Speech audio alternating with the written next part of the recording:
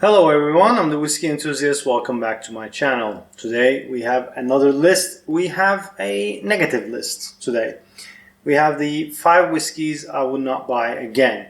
Now, whiskey journey is fun most of the time. It's good. You get really nice positive surprises, but sometimes you come across whiskeys that impressed you in the beginning and then just fell short, flat, whatever. Some of them sounded good, so you pulled the trigger. Some of them you got influenced by whiskey tubers or bloggers or your friends, and you bought them on a whim, and turned out that you're not very happy with them. These things happen. Hopefully, you didn't spend that much time, money on these bottles, and it didn't cost you that much.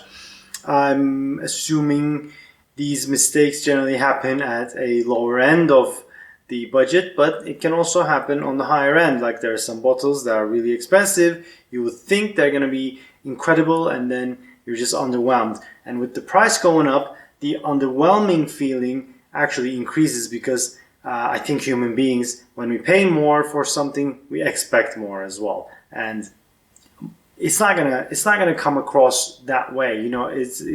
I think at one point there's a price point and it's different for everyone. But after a certain price, I think whatever you pay, you're not going to get as much enjoyment. So, whatever that reason may be, there are some whiskeys that I won't buy again. And I bet you have as well. So, these are the ones that I would give to my guests or just stay in my bar for years until they go or just become ornaments. In no particular order, I'm going to start with the bottle I don't have. This is the last bit that's left of the Torfa. I did the review up there. I'll put the link up there.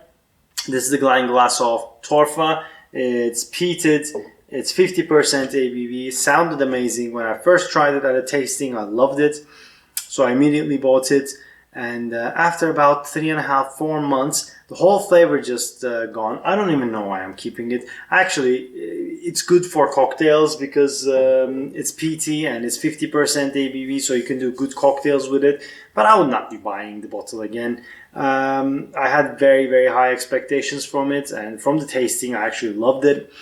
But it just fell flat. The flavors just went away. Probably they used bad casks, and young, sprightly spirits just couldn't hold that much peat. I don't know what went wrong, but it definitely did go wrong. Oh, by the way, I have a mystery dram. I forgot to mention that. Taking another page from Jeff from G Whiskey's book. Also, I have a mystery dram. If you want to find out what it is, stick around. It's also one that I won't buy again. So I don't know why I'm doing this to myself, but I think this is like a cautionary tale. I'm going to tell you why I won't buy again, and hopefully you won't as well. Right, second one. Kamiki Sakura. Beautiful bottle, nice label. I also made a review up there. I'm going to put it. This is a blended malt whiskey. And it's the first whiskey brand in the world with Japanese Sakura tree and cedar cask finishes, touches, whatever. Now, the problem with this one is, when I first tried it, it was really interesting. This was a gift. It was really interesting because of the Sakura and cedar tree imparts an incredible, weird flavor that I've never had in whiskey before and haven't had since. I think everyone should try it. It's a good experiment. I love innovation in whiskey. It's just very challenging, and for me, my brother loved it. Me, not necessarily. And it's very challenging, and I didn't enjoy it. It was just the oak was really overpowering the spirit, and I didn't enjoy that. And after a while, the flavors went away. It fell a bit flat. So again, it's 48% ABV. Could be nice with a few smoked cocktails, but I would not be getting this again. Number 3, Teeling small batch Irish whiskey.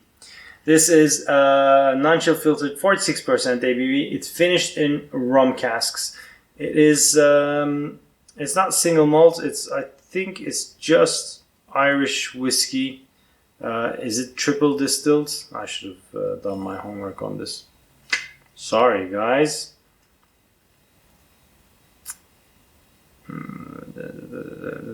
If it's not pot still, because then it would have said, then this probably has malted barley and unmalted barley and has pot still and column still as well. I don't like this because normally I like rum finishes, but rum finish on this one adds a peppery note that I don't enjoy, a bit metallic, and it just feels synthetic. It just feels bitter. I don't get the sweetness from the rum cask that much. I mean, Irish whiskey by nature should be sweet. On top of a nice rum cask should make it even more molasses-like, but this kind of did the opposite. So I don't know what kind of rum cask they use, if it was bad, if the distillate was not great, but I just didn't enjoy it. What else? Number 4. World Whiskey Blend from that boutique whiskey company. Normally, I really like their stuff. This is bottled at 41.6% ABV. It has a nice story. It's a blend of incredible whiskeys from planet Earth.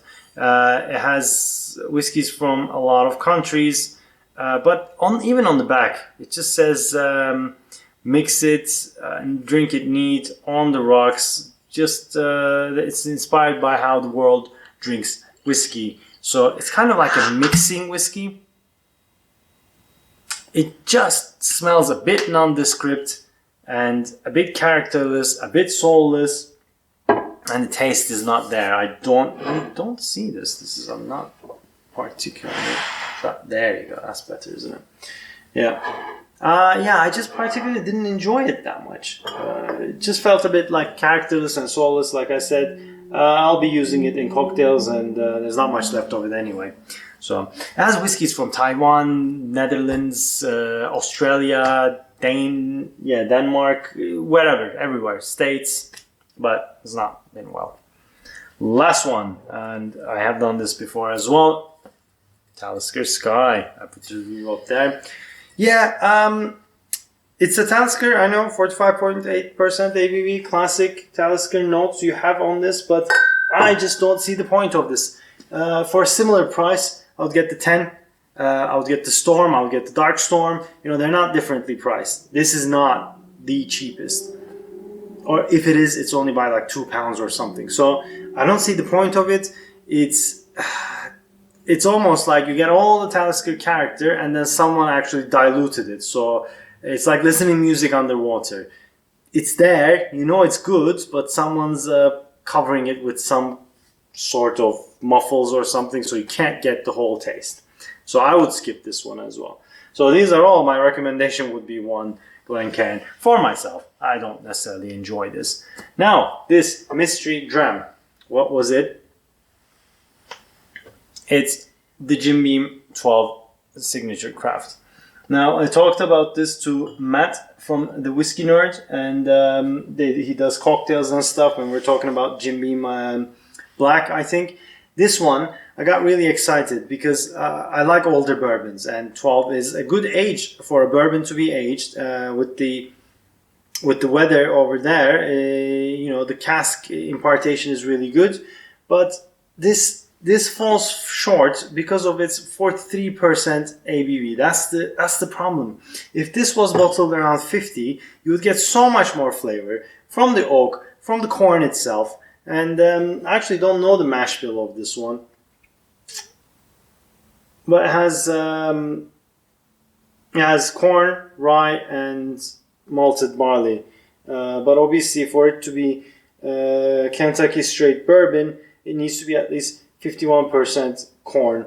And corn, I don't know if you've drank 100% corn whiskey, it's not great. You need a lot of cask play to get a nice flavor out of it. Corn is very it's very specific flavor, it's just not great.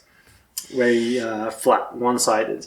With rye and malted barley, bourbons can be good, and there's wheat as well. You can add all sorts of things.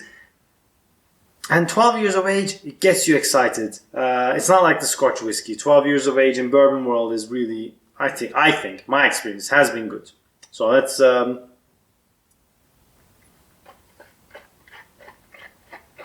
I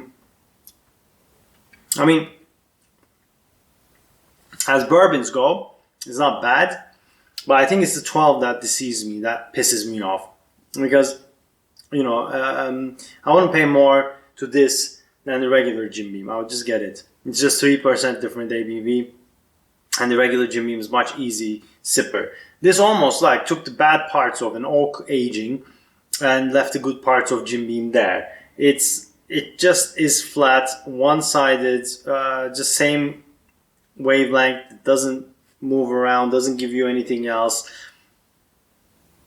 It's corn on the nose with maple and caramel, and it's corn on the palate with maple and caramel. It's not doing much to me. Again, I'm going to have to use these in cocktails, which is a shame, 12-year-old bourbon. But if you want to have a better Jim Beam, either get the single, normal one, the white label, if you want, on the rocks or cocktails or something, or get the single barrel one. That's 47% ABV. That's actually pretty good. So that's it from me, guys. I hope you enjoyed this. Have you tried any of these? Do you like any of these? Or are you with me? Would you buy these again? And what are some of the whiskeys that you wouldn't buy? What were the mistakes you made? Anyway, guys, I hope you enjoyed this. If you did, please hit that like button. If you haven't already, please subscribe to my channel. It means a lot to me. And I shall see you on the next one. Cheers.